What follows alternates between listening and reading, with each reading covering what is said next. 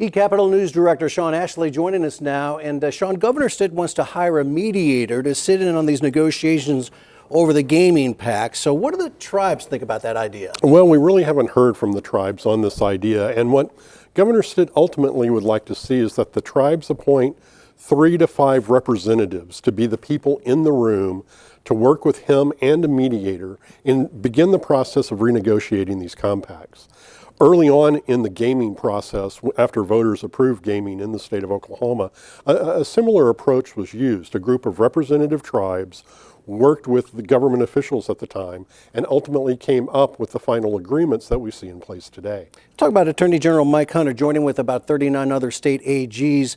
He's asking the Congress to remove federal barriers that prevent healthcare providers from providing coverage and treatment for opioid abuse. So what does he hope to accomplish? Right. There are a lot of different regulations that AG Hunter is pointing to that make it difficult for individuals to receive treatment for opioid addiction.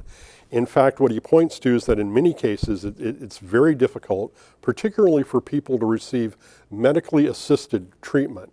What this is are other drugs that help individuals wean themselves away from opioids.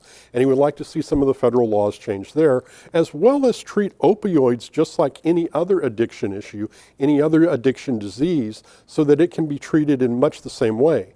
There are a number of federal guidelines currently that prevent that, so he and those AGs are asking that those changes be made. Quickly, Senate Bill 1030 would give the state health department the authority to share some important information, controversial information, for patient and medical marijuana licensee information with law enforcement without a warrant. There's a lawsuit. That's right. A group of individuals in Tulsa, as well as a medical marijuana clinic, have filed a suit in district court asking that the law be enjoined, that it not be allowed to go into effect.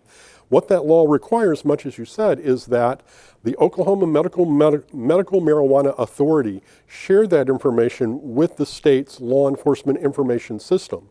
The plaintiffs in the case argue that that information was not intended to be shared that way, and they're asking a judge to stop it. Very good. Sean, thanks. You're very welcome.